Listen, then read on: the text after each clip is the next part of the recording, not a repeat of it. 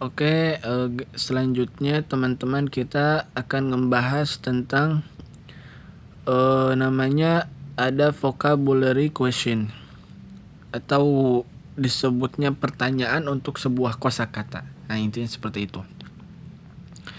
Jadi inti atau maksud dari kemampuan atau skill yang ini ialah ketika kita membaca baik untuk tes TOEFL kertas maupun komputer, akan ada sejumlah pertanyaan kosakata.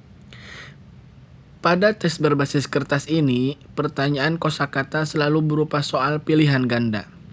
Pasti akan selalu seperti itu. Pada tes berbasis komputer, pertanyaan kosakata bisa berupa soal pilihan ganda atau soal klik. Anda mungkin diminta untuk melihat satu kata dalam sebuah teks dan mengklik kata lain dengan makna yang mirip atau berlawanan. Atau bahkan Anda bisa jadi diminta untuk mengklik kata yang memiliki arti tertentu. Nah, to answer a vocabulary question, untuk menjawab pertanyaan kosakata tentunya akan sangat membantu jika teman-teman semua mengetahui arti dari sebuah kata yang diujikan. Namun tidak selalu diperlukan untuk mengetahui arti kata tersebut. Jadi di dalam beberapa konteks memang seperti itu. Maka dari itu ada beberapa hal atau keterampilan yang dapat kita gunakan untuk membantu menemukan jawaban yang benarnya. Pertama apa? Kita mengklasifikasikan ya teman-teman agar kita bisa tahu mana jawaban yang sekiranya benar atau sekiranya mendekati kebenar gitu. Pertama apa?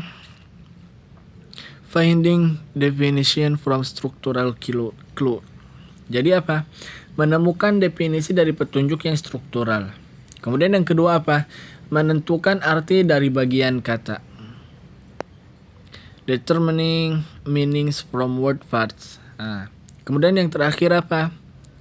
Using context clue. Nah, menggunakan petunjuk konteks untuk menentukan makna. Nah, oke, sekarang kita contohkan ya, bagaimana itu? Nah, menemukan definisi dari petunjuk struktural. Ini untuk skill yang ke-8. Nah,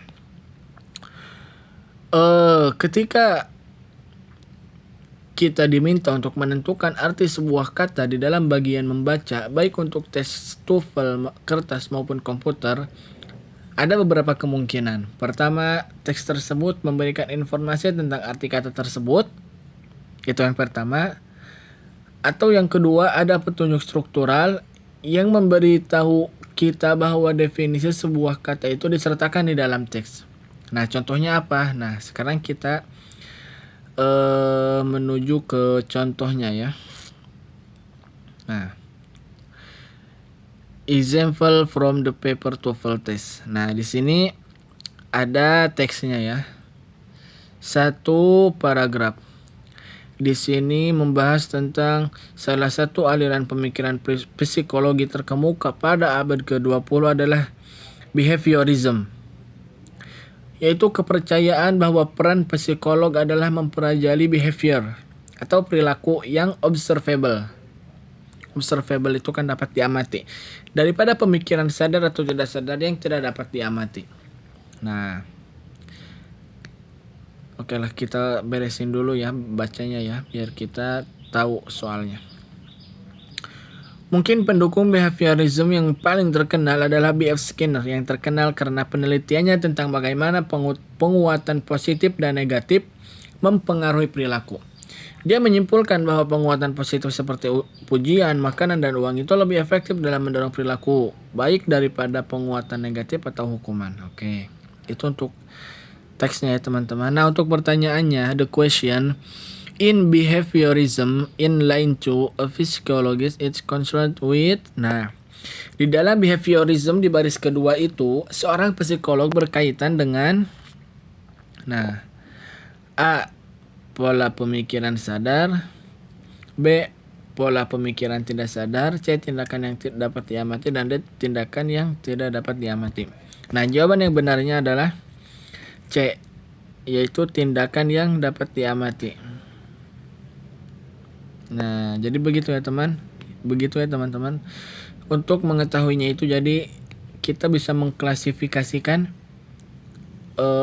pertanyaan-pertanyaan tadi dan disangkut pautkan dengan the passage atau teksnya tadi ya teman-teman. Nah, seperti itu. Itu untuk skill yang ke-8.